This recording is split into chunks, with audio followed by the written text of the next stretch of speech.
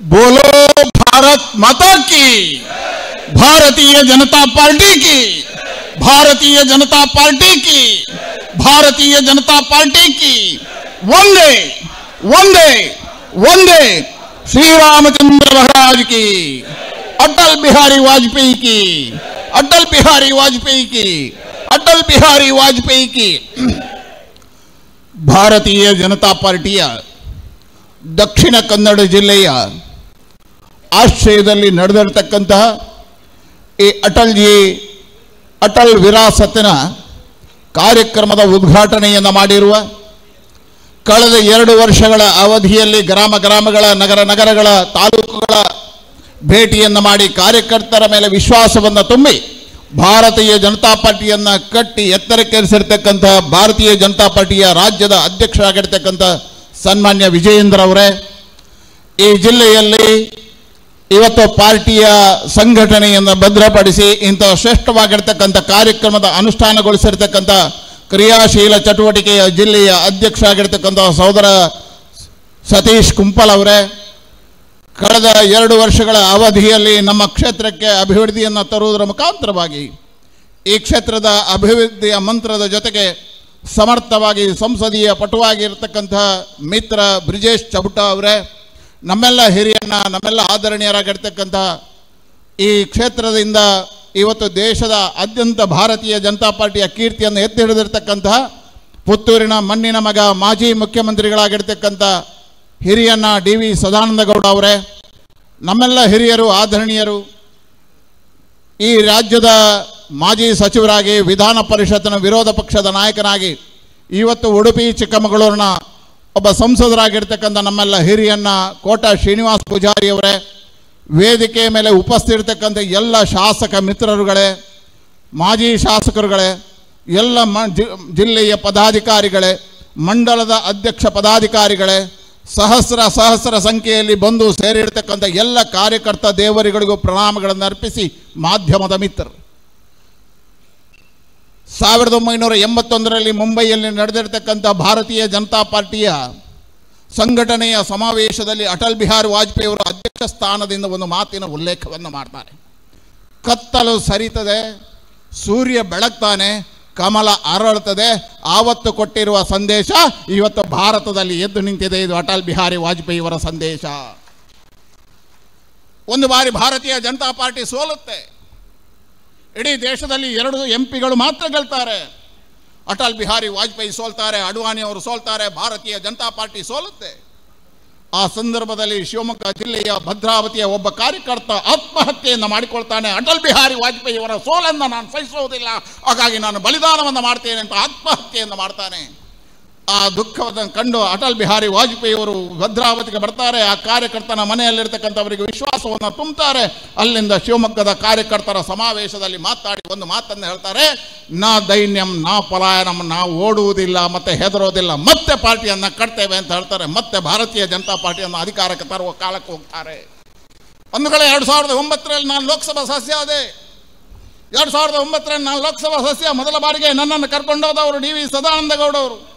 ದಕ್ಷಿಣ ಕನ್ನಡ ಜಿಲ್ಲೆಯ ಅವರ ಸ್ಥಾನವನ್ನು ನನಗೆ ಬಿಟ್ಟುಕೊಟ್ಟು ಲೋಕಸಭಾ ಸದಸ್ಯನನ್ನಾಗಿ ಮಾಡಿದರು. ಲೋಕಸಭೆಯ ಒಳಗೆ ಪ್ರವೇಶ ಮಾಡಿರ್ತಕ್ಕಂಥ ಸಂದರ್ಭದಲ್ಲಿ ಆಗ ಒಬ್ಬರು ಕಾಂಗ್ರೆಸ್ಸಿಂದ ಭಾರತೀಯ ಜನತಾ ಪಾರ್ಟಿಗೆ MP ಅವರು ಬಂದಿದ್ದರು.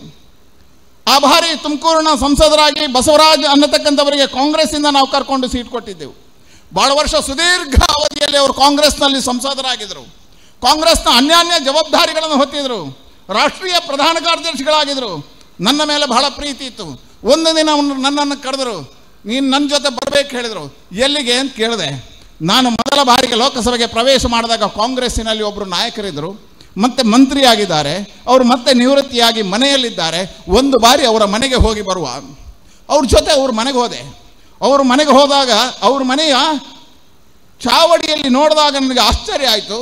ಒಂದು ಕಡೆ ನೆಹರು ಭಾವಚಿತ್ರ, ಮಧ್ಯದಲ್ಲಿ ಮಹಾತ್ಮ ಗಾಂಧಿಯ ಭಾವಚಿತ್ರ, ಬದಿಯಲ್ಲಿ ಇಂದಿರಾ ಗಾಂಧಿಯ ಭಾವಚಿತ್ರ, ಅದರ ಮಧ್ಯ ಎತ್ತರಕ್ಕೆ ಅಟಲ್ ಬಿಹಾರಿ ವಾಜಪೇಯಿಯವರ ಭಾವಚಿತ್ರ. ಇದು ಕಾಂಗ್ರೆಸ್ಸಿನ ನಾಯಕರ ಮನೆಯಲ್ಲಿ. ನಾನು ಬಸವರಾಜರಲ್ಲಿ ಕೇಳಿದೆ, ಈ ಮನೆಯಲ್ಲಿ ನೆಹರು ಭಾವಚಿತ್ರ ಇದರ ತಪ್ಪಲ್ಲ, ಈ ಮನೆಯಲ್ಲಿ ಇಂದಿರಾ ಗಾಂಧಿ ಭಾವಚಿತ್ರ ಇದರ ತಪ್ಪಲ್ಲ, ಈ ಮನೆಯಲ್ಲಿ ಗಾಂಧಿ ಭಾವಚಿತ್ರ ಇದ್ರೆ ತಪ್ಪಲ್ಲ, ಆದರೆ ಅಟಲ್ ಬಿಹಾರಿ ವಾಜಪೇಯಿಯವರ ಭಾವಚಿತ್ರ ಯಾಕೆ? ಅವರು ಆ ಪ್ರಶ್ನೆಯನ್ನು ಅವರಲ್ಲಿ ಕೇಳಿದರು. ಆಗ ಅವರು ಬಹಳ ಸುಂದರವಾಗಿ ವರ್ಣನೆಯನ್ನು ಮಾಡಿದರು. ಬಸವರಾಜ್ಜಿ, ನಾನು ಕಳೆದ 40 ವರ್ಷದಿಂದ ಈ ದೇಶದ ರಾಜಕೀಯವನ್ನು ಕಂಡಿದ್ದೇನೆ. ಇಂದಿರಾ ಗಾಂಧಿಯನ್ನು ಕಂಡಿದ್ದೇನೆ, ರಾಜೀವ್ ಗಾಂಧಿಯನ್ನು ಕಂಡಿದ್ದೇನೆ, ನರಸಿಂಹರಾವನ್ನು ಕಂಡಿದ್ದೇನೆ, ಶ್ರೇಷ್ಠ ಸಂಸದರುಗಳನ್ನು ಕಂಡಿದ್ದೇನೆ.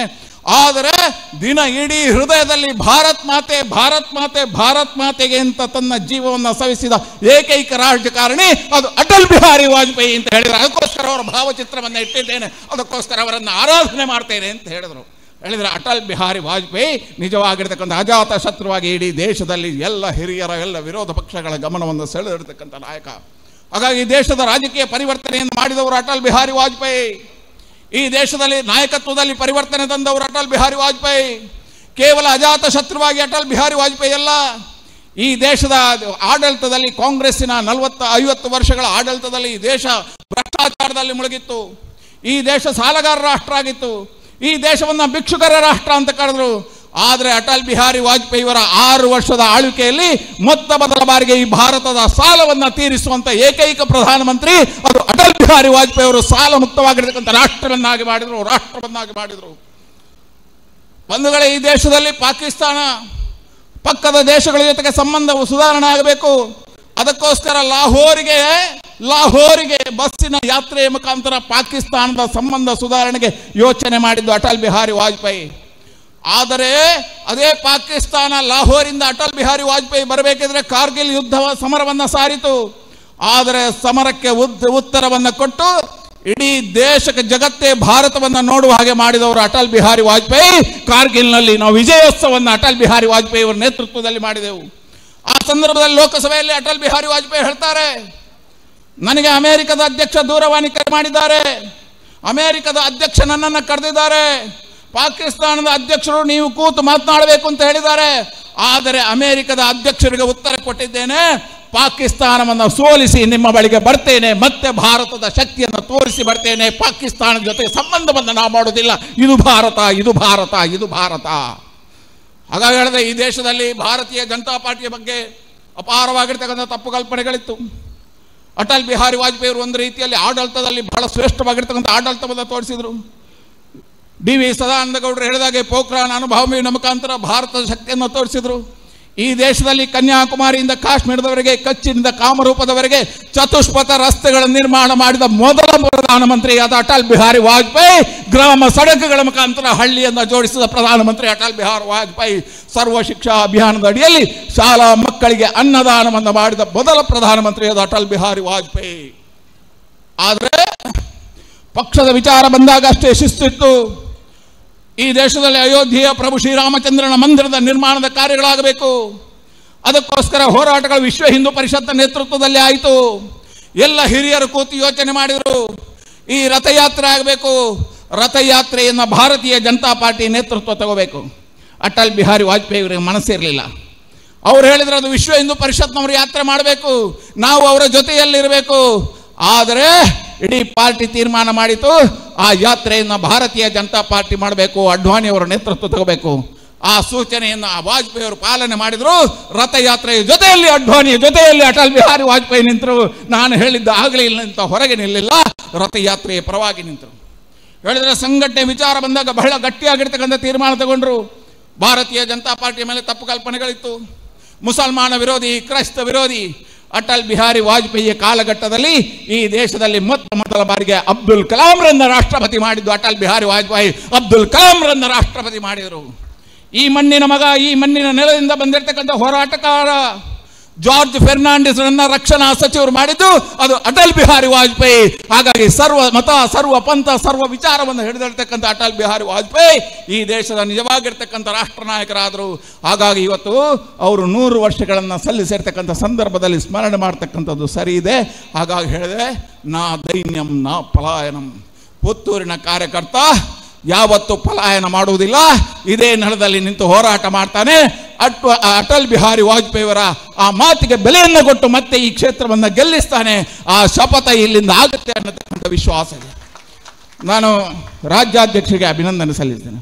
ಬಹಳ ಅತ್ಯುತ್ತಮವಾಗಿರ್ತಕ್ಕಂಥ ಒಂದು ಸಮಾವೇಶವನ್ನು ಪುತ್ತೂರಿನಲ್ಲಿ ಮಾಡುವುದಕ್ಕೆ, ವಿಶೇಷವಾಗಿ ನಮ್ಮ ಜಿಲ್ಲೆಯ ಅಧ್ಯಕ್ಷ ಆಗಿರ್ತಕ್ಕಂಥ ಸತೀಶ್ ಕುಂಪಲ, ನಮ್ಮ ಲೋಕಸಭಾ ಸದಸ್ಯರಾಗಿರ್ತಕ್ಕಂಥ ಬ್ರಿಜೇಶ್ ಚೌಟ ಕೂತು ಮಾರ್ಗದರ್ಶನಗಳನ್ನು ಮಾಡುವುದರ ಮುಖಾಂತರ ನಮ್ಮ ಸಂಚಾಲಕರಾಗಿರ್ತಕ್ಕಂಥ ಕಿಶೋರ್ ಮತ್ತು ಸುನೀಲ್ ಅವರು ಇಡೀ ಪುತ್ತೂರಿನ ಸಮಸ್ತರನ್ನು ಸೇರಿಸಿ ಎಲ್ಲ ಹಿರಿಕಿರಿಯರನ್ನು ಒಂದು ಮಾಡಿ ಮತ್ತೆ ಪುತ್ತೂರಿನಲ್ಲಿ ಅಟಲ್ ಜನ್ಮ ಶತಾಬ್ದಿಯ ಈ ದೊಡ್ಡದಾಗಿರ್ತಕ್ಕಂಥ ಸಮಾವೇಶವನ್ನು ಮಾಡಿದ್ದಾರೆ.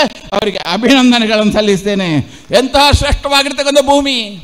ಅಟಲ್ ಬಿಹಾರಿ ವಾಜಪೇಯಿ ಅವರು ಬಂದು ಮಾತನಾಡಿರ್ತಕ್ಕಂಥ ನೆಲ, ಅಟಲ್ ಬಿಹಾರಿ ವಾಜಪೇಯಿ ಅವರು ಕುಣಿದಾಡಿರ್ತಕ್ಕಂಥ ನೆಲ, ಅಟಲ್ ಬಿಹಾರಿ ವಾಜಪೇಯಿ ಅವರು ನಡೆದಾಡಿರ್ತಕ್ಕಂಥ ನೆಲದಲ್ಲಿ ಇವತ್ತು ಮತ್ತೆ ಅವರ ಸ್ಮರಣೆಯನ್ನು ಮಾಡ್ತೇವೆ. ಅವರ ವಿಚಾರ, ಅವರ ಸಿದ್ಧಾಂತಗಳು ನಮಗೆ ಮಾರ್ಗದರ್ಶನ ಆಗಲಿ, ಅಟಲ್ ಬಿಹಾರಿ ವಾಜಪೇಯಿ ಅವರ ನಡವಳಿಕೆ ನಮಗೆ ಅನುಸಂಧಾನ ಆಗಲಿ ಅಂತ ಹೇಳ್ತಾ ನನ್ನ ಮಾತಿಗೆ ವಿರಾಮವನ್ನು ಹಾಡ್ತೇನೆ.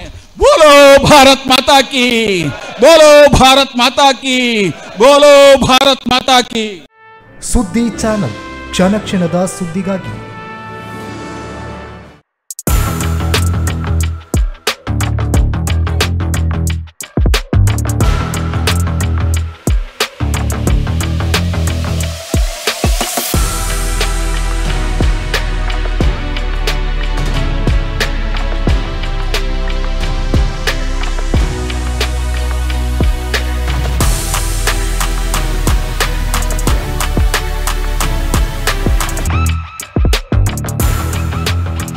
ನವರತ್ನ ಎಲೆಕ್ಟ್ರಿಕಲ್ ಅಂಡ್ ಪ್ಲಂಬಿಂಗ್ 25 ವರ್ಷಗಳಿಂದ ನಂಬಿಕೆ, ಗುಣಮಟ್ಟದೊಂದಿಗೆ ವಿಶ್ವಾಸಾರ್ಹ ಸೇವೆ.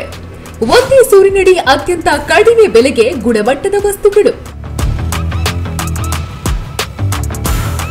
Electronics, plumbing, hardware, home appliances, sanitary, LED lights. Navaratna electrical and plumbing, Sachin traders ನ ಮುಂಭಾಗ, ಮುಖ್ಯ ರಸ್ತೆ, ದರ್ಬೆ, ಪುತ್ತೂರು. ಸಂಪರ್ಕಿಸಿ 9003814451 994552191 990178461.